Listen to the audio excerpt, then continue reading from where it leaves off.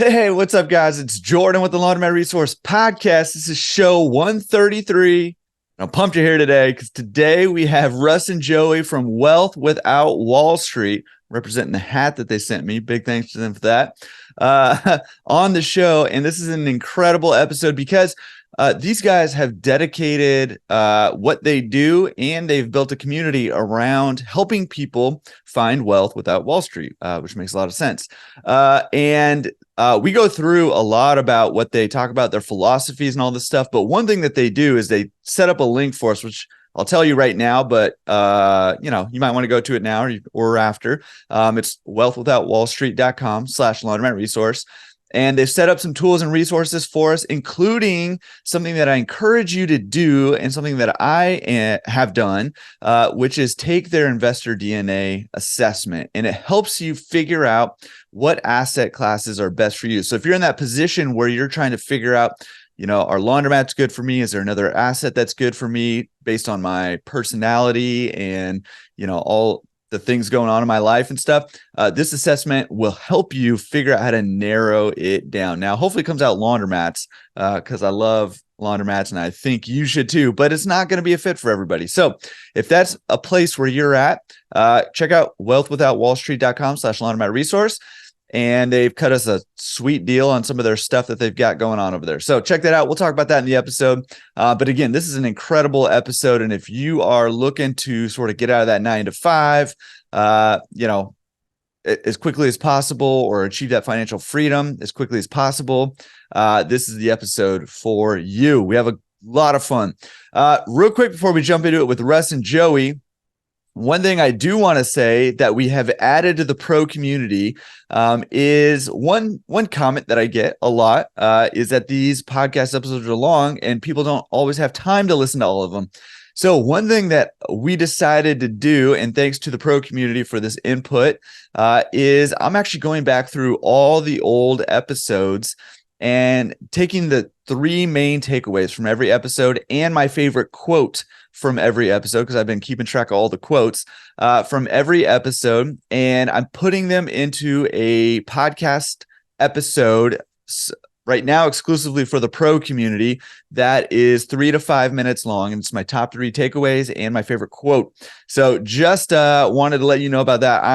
I've been having a blast actually going back through these podcasts, interviews, and pulling out my top 3 takeaways. A little bit of nostalgia going on, but also just refreshing the learning that's happening over there. And if that's something that's interesting to you, check out laundromatresource.com/pro and come join the community. We're having a great time over there. People are growing. That's the whole thing, right? Getting laundromats, growing their laundromats, all that stuff, joining masterminds, using all the tools and resources. There's a whole bunch of pro perks where you're getting discounts on stuff. There's a lot going on over there. So check out laundromatresource.com/pro if you want access to that pro community only, as of right now, at least, podcast, and our new AI tool, which will help you sift through the mountains of information and data that we have from podcast episodes, YouTube videos, blog posts, et cetera, et cetera. That AI tool can help you sift through that. Okay. I'm excited about all we got going on over here, but I'm also excited about jumping in with Russ and Joey. So let's get into it right now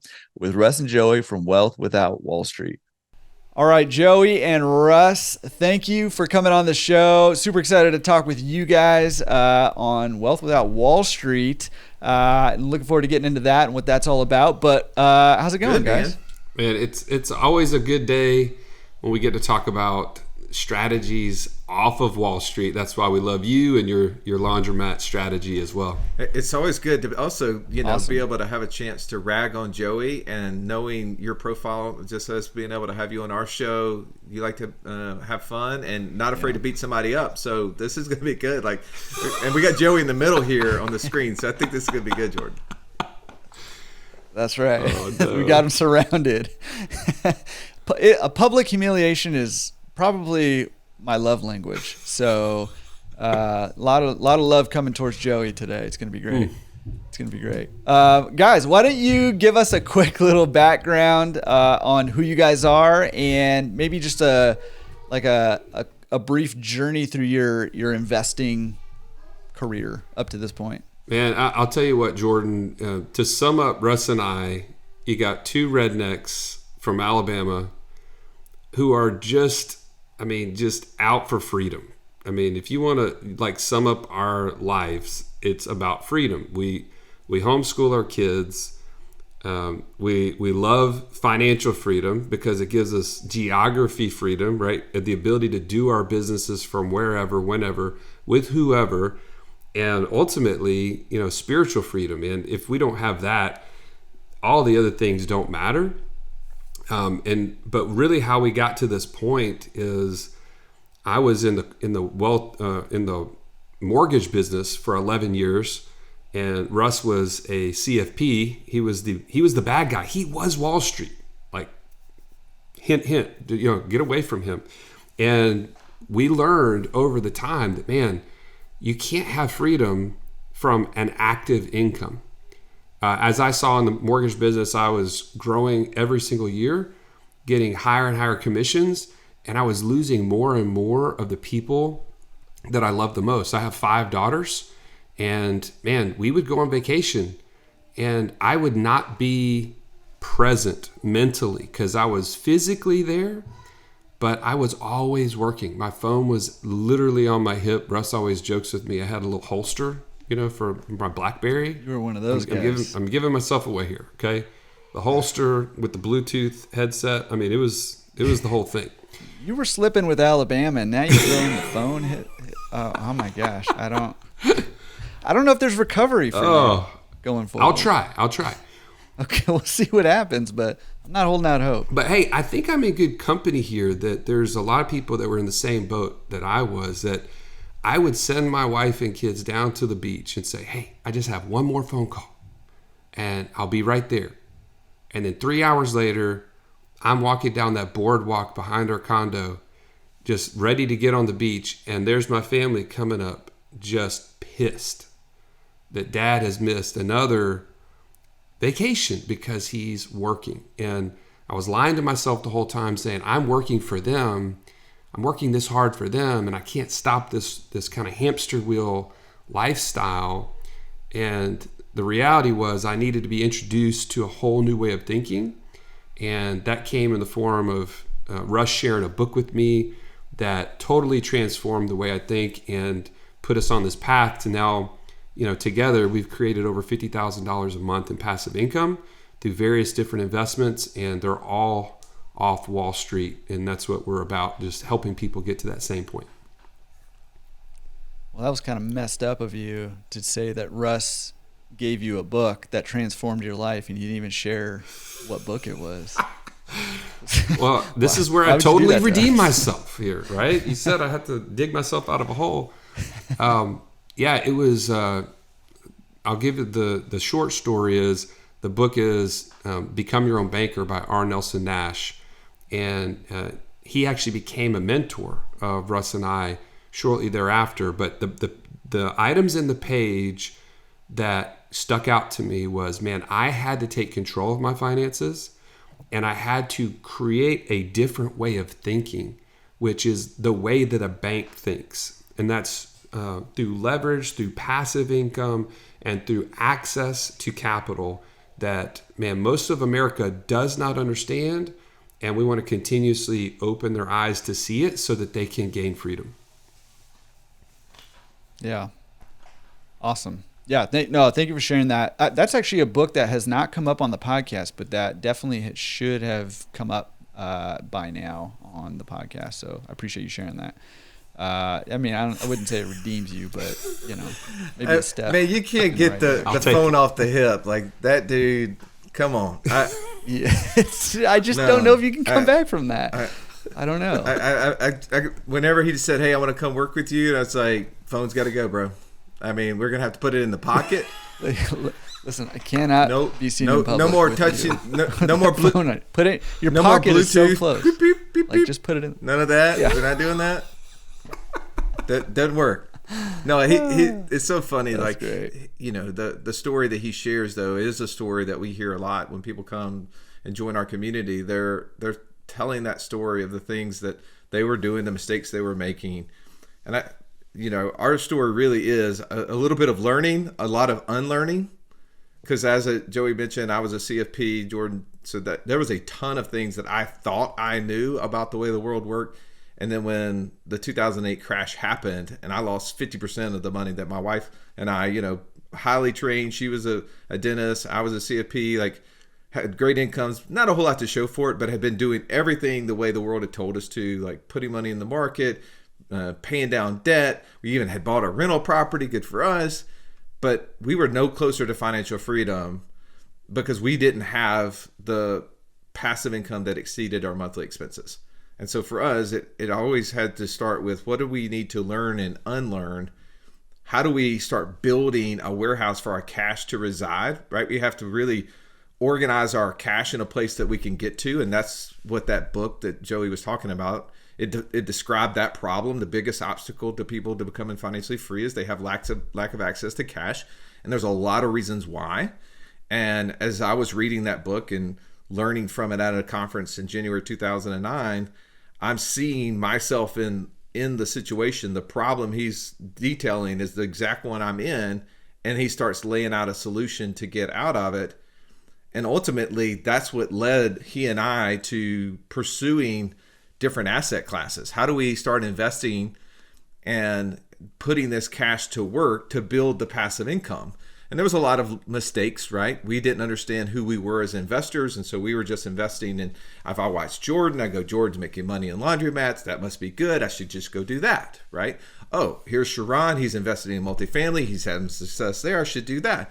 Oh, here's Mark. He's doing land flipping. He's having success there. I should do that. And we started just chasing what other people were doing and hoping that we were going to get the same results that they were getting because they were getting the results. And along the way, we started learning there's reasons why people have success in different areas and maybe we don't. It's not that the asset is bad, right? There's no good and bad investments. There's good and bad investors is what Kiyosaki would say. And so we had to learn how to become good investors. We had to learn who we were as an investor so that then we could start matching up that with the things we invested in. And that's what's really helped us accelerate. And I think that that's, the message that we want to keep sharing is that there's a pathway to financial freedom. And if two knuckleheads from Alabama and one who is poorly dressed with bad technology skills can get there, you can too. Yeah. I mean, listen, I'm just going to vouch. Like, if Joey can get there, and anybody listening to this can get there. I really don't even know you that well, so I don't know why it's just flowing so easy, but it's flowing pretty easy over here, and I'm just going to let it happen. I don't know. Hey, I feel like I'm in your Krav Maga, class right now, just getting beat, and I don't like it so much. Yeah. Krav Maga, so disrespected again, and I can't be held responsible for what happens. I'm just kidding. No, but I mean, I think you guys' story really, I think it really does resonate with a lot of people, right? I mean, there's a lot of content out there right now. I think one of the reasons people are interested in Laundromat is that freedom thing, right? It's like, how do I make income that's not tied to my freedom? And there's so much, there's a lot to be said about working hard, right? There's a lot to be said about that, but you've got to find out ways to make money beyond just brute forcing it. Like, sometimes you just gotta, you gotta bear down and you gotta work hard, right? That just has to happen. But you've got to find other ways to make money that doesn't require that too. And I mean, you said, you can't have freedom with an active income, and that's sort of that working hard model, which it just doesn't work in the long term of building wealth, right? So can you guys just share a little bit? So, I mean, you said, okay, we have to change the way we think. We have to learn how to become good investors. This book sounds like step one or early step in that direction. Can you talk us through, there's so many people listening right now who their goal is that freedom, right? So can you talk us through the process, not yet about what investments you made and stuff, but what process did you go through to figure out how to become a good investor? No, I'll say this. The good news is we learned what we did right and what we did wrong, and it was over a long period of time. This was a roughly 10-year span of time that we did a lot of things, and we have the benefit of, looking in the rear view and seeing that you can see things very clearly in that situation. And so what we've done is we've since built out what the process should be. And what that does is you're able to borrow that from us.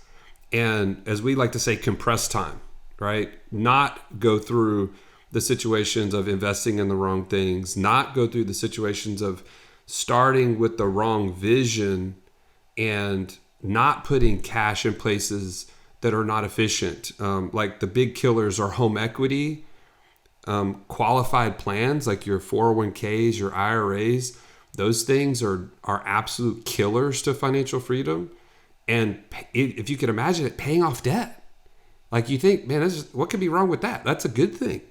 But paying off debt is actually one of the biggest detractors from creating cash flow in your passive income journey. And so I say that to say we have a whole process that we walk people through. But the kicker for us, man, really came, I think it's the biggest accelerator in our whole journey, was realizing that God has created each of you in each of us to see the world and to see investments in a certain way. And man, some of those things are really positive. Some of those things are really negative. And some of those things are just impossibilities for us in how we're wired. Like, for instance, I am not going to go step in front of a drunk guy in my laundromat and proceed to like put him in a sleeper hold or whatever and have him taken off the premises. I'm probably going to be laid out in my own laundromat in blood. Like, that's just not going to be my style, right? So what we had to do is develop that investor DNA profile, and then from that start to filter down into what investments do fit for us, and or do we need partners to help us be successful. Let me jump in there. I want to add some clarity to this, because the investor DNA profile is something that is usually new, Jordan, and I know that you're a seasoned investor, and so you've thought about this in different ways. But as you're listening to this, driving down the road or running on the treadmill, maybe you haven't even considered this unique nature of how you're built. And I'm going to just give you an example for me. The very first quote unquote passive income investment I made, Jordan, was I bought a condo in my college town, right? Like, so a buddy of mine had converted some apartments into condos. He sold them all off, made a ton of money. 2 of them came back to him in a foreclosure. Guy went in through bankruptcy. He got them back, came to me and said, dude, I will give this to you at wholesale. I've already made my money in it. I've already got a renter in it. The property is selling at 125 on the retail market right now. I'll sell it to you at 85. And I'll even give you a phantom second, so you don't even have to put any money in the deal.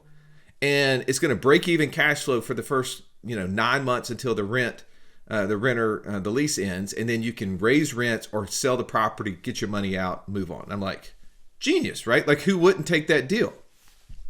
Well, this is early 2007. Uh-oh. Okay.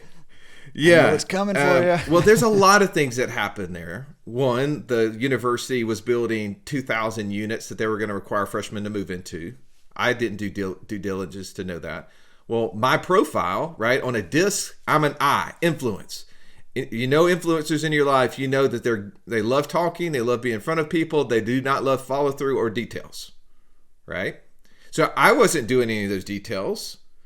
Well, secondly, I needed the ability to influence the outcome. But how can I influence the outcome of one unit in a college town that's 2 hours away from me in the midst of 15,000, 20,000 units in the city? I couldn't influence it at all. And so in addition to, the unit above it flooding it 3 times over the 14 years that I owned it, and the market crashing in 2007 and 8 and 9, and me struggling to rent it, having tenants coming in for 6 months, having to deal with dogs, dealing with all the things, I realized that this was a terrible investment for me, not because of all of those other things, mostly because I couldn't influence his outcome.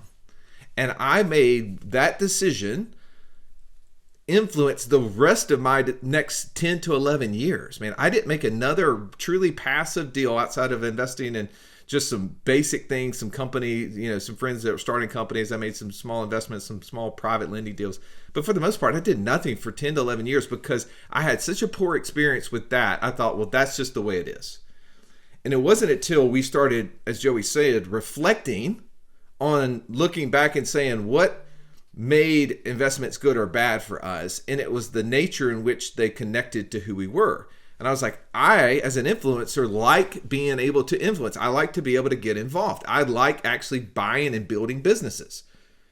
And I was like, well, why don't we do more things like that? And so what did we do? We started building a land business. We started building a short-term rental business. We started building some e-commerce business, started building an information business. We started building these different businesses, and I was excited. I was pouring effort. I was pouring money into it. And when Joey says, hey, we were able to report every month on our passive income report, and it's over $50,000 a month for the last several years, well, it's a result of us investing through our unique abilities and through our unique gifts and the way that we see the world. And as we all know, there's people who are making millions, billions, trillions of dollars in investment real estate. But for me, because I couldn't influence it, I didn't like it. And I wasn't going to put any money and any real money into it. And so for that, I realized, I need to stay in my lane, find the things that I get interested in, and then I can go deep and I can have success there. Yeah, and I think that is a huge. Thank you for sharing that story, and that kind of, a lot of people listening know my story of my debacle of an entry into this laundromat industry, right? And sometimes you got to take those lumps. But going back to what Joey said, I think that fear of that happening keeps a lot of people from getting into the game, right? Whether that's buying a laundromat or buying a piece of real estate or a business or, whatever it is, that fear of, I'm going to buy, a condo and, a whole bunch of new ones are coming in and the economy's going to collapse, right? Or I'm going to buy a laundromat and I'm fighting in the laundromat and losing money at the same time, right? Like those are real fears. But, going back to what Joey mentioned earlier, like it's not just, being in a community or borrowing your guys' framework or my framework for laundromats or whatever. It's not just about collapsing timelines. It's huge. That's huge, right? But it's also weeding out a lot of those early on mistakes that are just so easy to make that become almost a rite of passage for a lot of people. But it's a rite of passage for a lot of people who try to go it alone, in the beginning, right? And you can shortcut, collapse the time frames on that journey towards financial freedom, and you can avoid or borrow the lessons of other people who've already made the mistakes so you don't have to make them. And I'll just say, as somebody who's made some massive mistakes, there's no pride or no honor or anything in having gone through that. Yes, you learn a lot, but I'd much rather, instead of going through years of losing money and emotional suffering, I'd much rather just make a good investment the first time and start enjoying that freedom a lot earlier. So huge there. Let's talk a little bit more about investor DNA. I think that's really intriguing. I don't know where Russ just went, but I'm sure he'll pop back on. So Joey, it's on you until he gets back. But let's talk about investor DNA. And can you talk just a little bit more about what that is? And, a lot of people listening to this are like, man, maybe I should invest in a laundromat, or maybe I should invest in, a self-storage or whatever else, right? Like, can you talk about what investor DNA is? And then maybe we can get into, how do we figure out what my investor DNA is? Yeah. So first and foremost, we created it as a profile, as an assessment to help people start to narrow down. Because as you mentioned, now your show is more niche, it's more focused in one space. So laundromats, and to be honest, I think that helps a lot because people just know what they're going to get. They can go deep on one subject. In our world, we were talking to all these different specialists, people that know all about land flipping, all about self-storage, all about, in your case, laundromats. And it can be overwhelming. It's like, wow, so many good ideas. Which one do I start with? And Russ wants to do all of them because he's an I. And I'm over here like I'm an S, which, by the way, just as I clarify that, you're familiar with the DISC profile? Yeah, can you give a quick overview for anybody who's not? So the DISC profile is a personality assessment that really tracks 4 main types, and there's variations of all of them. Like you can have 2 or 3 of these as kind of primary, but you always have one that's like your main driver. A D would be a dominant type. They're going to be much more driven for things that are going to be quick. They have a quicker pace potentially. They like to see higher rates of returns. They want to kind of be involved. They want to have kind of like the bragging rights around things.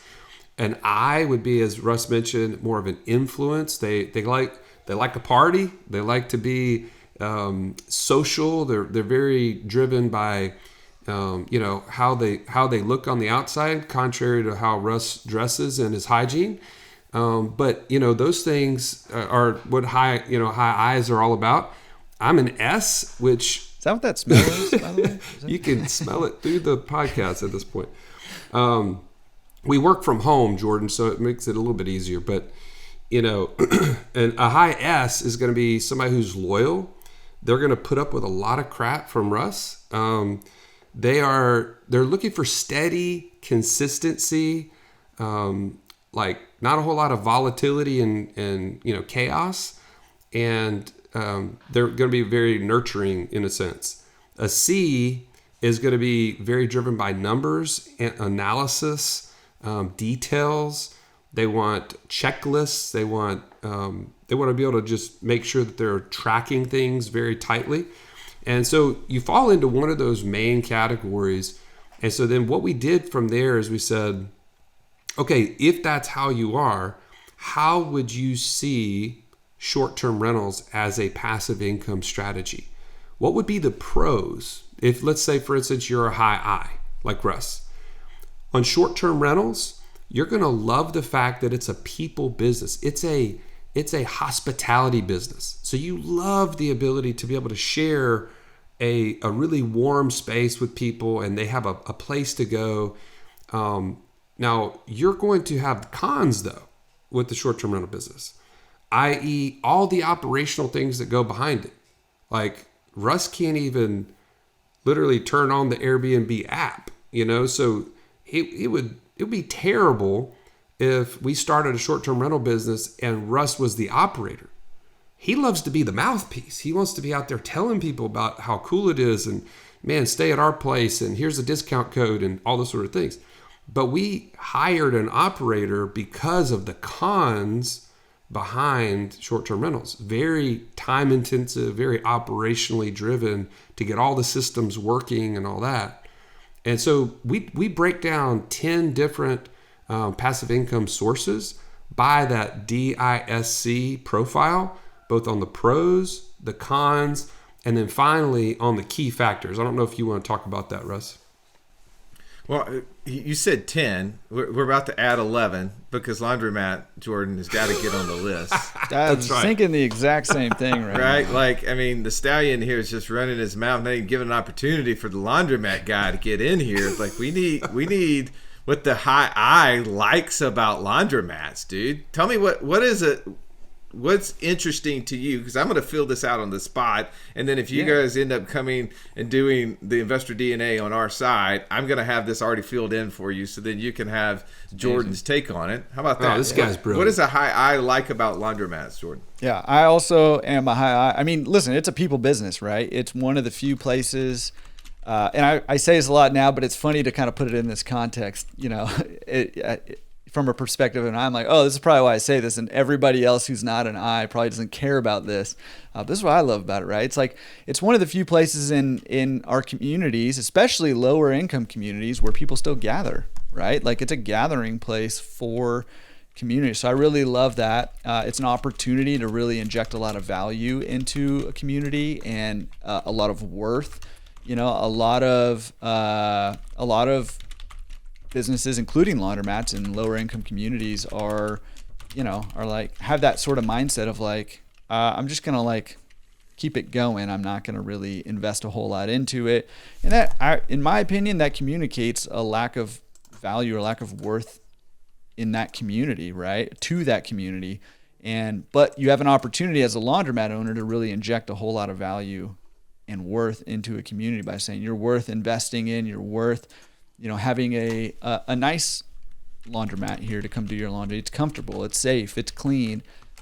So definitely a lot on that side of things that laundromats have going for them. And even in, my laundromats have all been in roughest of rough neighborhoods here in LA, and I would say at least 95% of even those neighborhoods, the people are great, right? By and large, the people are great, and it's a small minority that make the neighborhoods rough a lot of times. So really awesome. What would you say are the cons from your profile's perspective? What are the things that your personality style has to get over? You have to figure out a way around. Yeah. So, it's going to be tied to operations for sure. And, one of the things about laundromats is that they're very simple, right? If you keep them clean, you keep the machines working, you keep a smile on your employee's face, you keep, you're doing just the basic stuff. The lights are all working. There's change in the change machines, all that. But all those are like little details that not only do you have to keep track of and do, but you've got to be consistent on those day in, day out. It's the same stuff over and over and over, and it's my nightmare. The operation side of it it's tough, right? But some people thrive in that, right? Some people really thrive in that. But for me, the operations and the consistency and providing the, almost that like franchise model, like the same experience every time in every location, and just making sure it's a good experience every time. It's like it's a huge monumental effort, and it was part of what took me so long to figure out how to start making money with my laundromat that was losing money. I was like, I just have to do this for a really long time. And as you're listening to Jordan share these details, it's interesting because I am an I as well. And so, Jordan, I'm listening to you talk about that, and I'm thinking the repetitive nature of anything is the opposite of what an I profile wants. Like every time Joey and I go do presentations, I redo it. We used to make the joke when he came over to come work with me, and he was trying to learn how to have these meetings with people that, we'd have 10 first meetings with, new prospective clients, and I'd do them 11 different ways. And he just, I don't want to repeat anything. I like to recreate every time. And I could totally see how the repetitive details of showing up, doing the same exact thing, making sure it's always done that way is easy to get missed. And you're spending more time on like making the place look pretty. You're like probably thinking about what new technology can we make the, inside the machines. How can we do this better? What if we can get this thing out on social? Can we get a guy on the street like spinning the board? You're thinking marketing, like you got all the things, right? How can I buy bunches of these at one time? Yeah. Exactly. I'm like, I don't have this part figured out yet, but I'm ready to go big with it. All right, so you led to me, Joey, on the key factors. So I want to, again, I'm just going to have you fill in the blanks for us because I'm just doing this on the spot.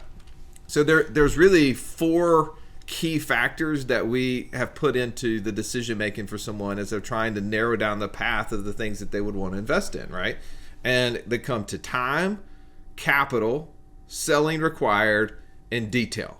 Now, we just have narrowed those 4 down for people. So this is someone operating a laundromat, not someone just being a passive investor in a laundromat. How much time? If a 1 is 0 hours, a 2 is 5 hours or less, 3 is 20 hours or less than 20 hours, and then 4 would be more than 20 hours. So more than 20 hours, more than 5 but less than 20. 5 hours or 0. Yeah. So, I think you can set them up to where there are 2 around that 5 hour mark. but there are plenty that operate in that 3 timeline also. Okay. And then let's talk about capital required.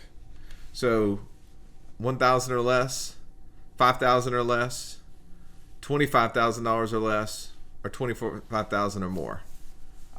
Most laundromats, you're looking at that number 4. You're looking at $25,000 or more to get started. It is a capital intensive business. You got a lot of equipment in there. You've got locations to do. You've got deposits for utilities and rents. So there's money definitely required.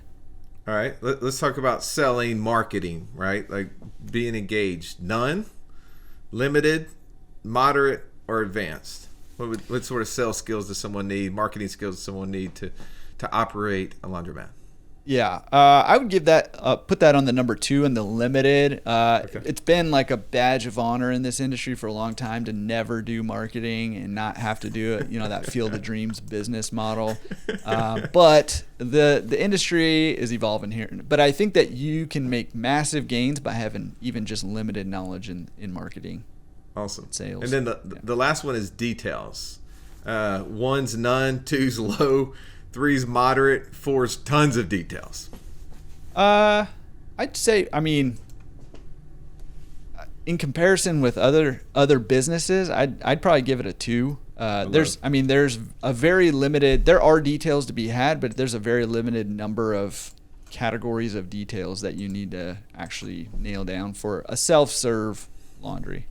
That's awesome. So what we did is just literally fill in our grid, but that's the grid that we use to help people understand as they're trying to narrow down the potentially hundreds of different options. Listen to your podcast, they're listening to ours, they're listening to bigger podcasts, all these different podcasts. They keep hearing a new idea, and one of the biggest obstacles that they're facing is just getting started.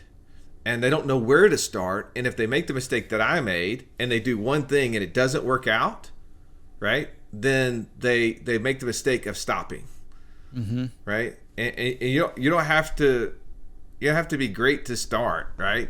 You just have to start to be great. And I heard this quote the other day. This guy said that we don't rise to the level of our goals, but we fall to the level of our systems.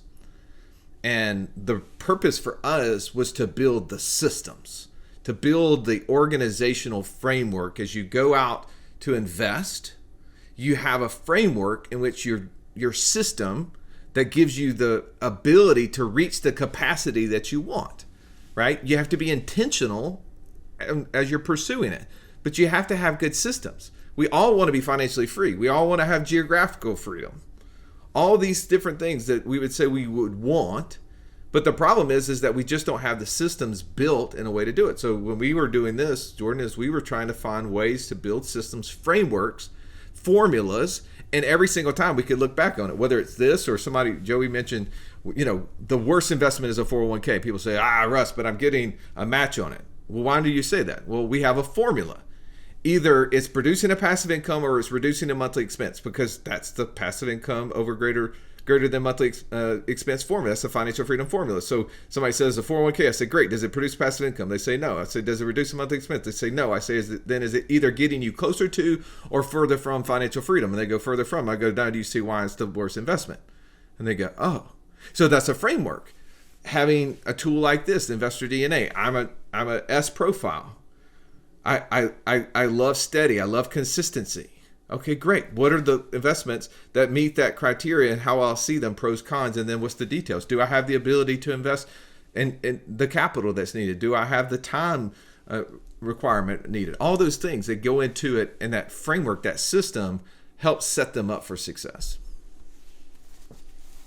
Yeah, I love that. And I think that, having that framework, it's such a shot in the dark when you're trying to get started, right? And that, people who are thinking about getting into business, we're already prone, a lot of us, to that shiny object syndrome that you were talking about earlier. Like, oh, laundromats, oh, self-storage, oh, land flipping. I never heard of that. That sounds interesting.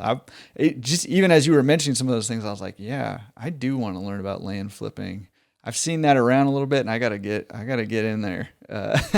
So it's happening a lot, like as we speak here, right? And so, having an investor DNA assessment like this to help kind of focus us, right? And what's the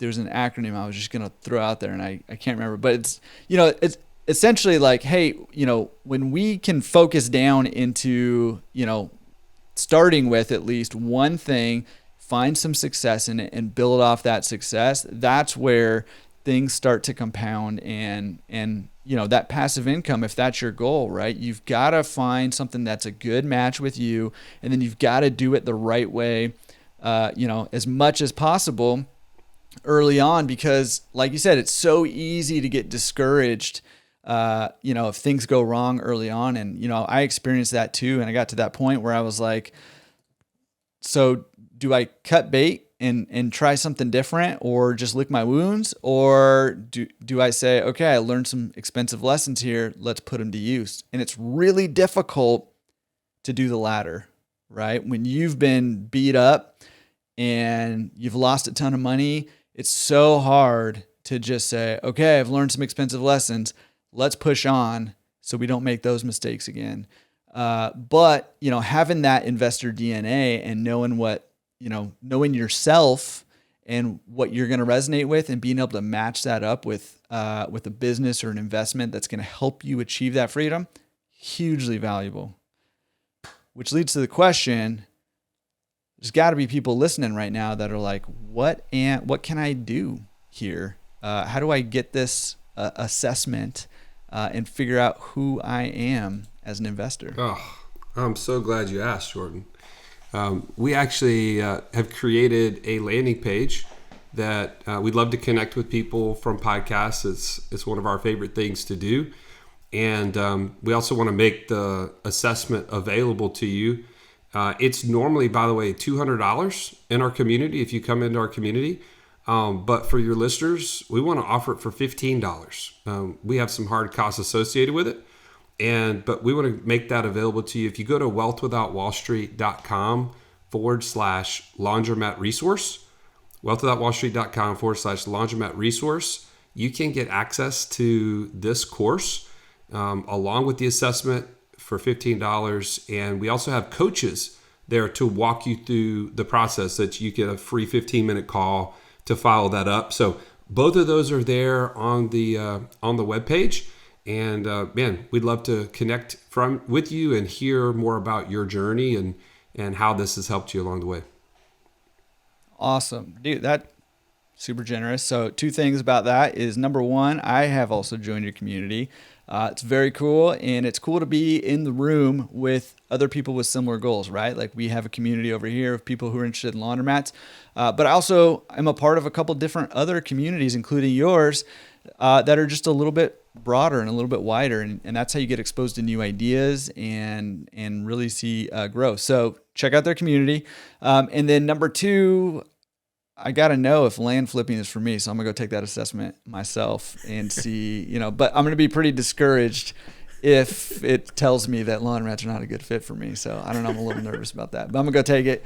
Guys, I appreciate you guys coming on the show and sharing your story and sharing your framework of how you think through passive investing. And I also encourage you guys to go check out, they share their actual passive investment and their numbers that they get from each of their categories of investments every month, I think, right? Yep. Yeah. Awesome. Well, guys, thank you for coming on the show. Really appreciate it, and looking forward to doing more stuff together. Likewise, man. Thank you, Jordan. All right. Hope you loved that interview with Russ and Joey from Wealth Without Wall Street. I hope you got a lot to take away from there. Pick an action step, any action step, but I recommend that your action step might just be go to wealthwithoutwallstreet.com/Laundromat Resource and check that DNA, investor DNA assessment that they have over there, especially if that's the phase that you're in your investor journey. But it could be whatever you want. But just pick something and put it into action, because that's what's going to help you achieve your goals. All right. We'll see you next week. Peace.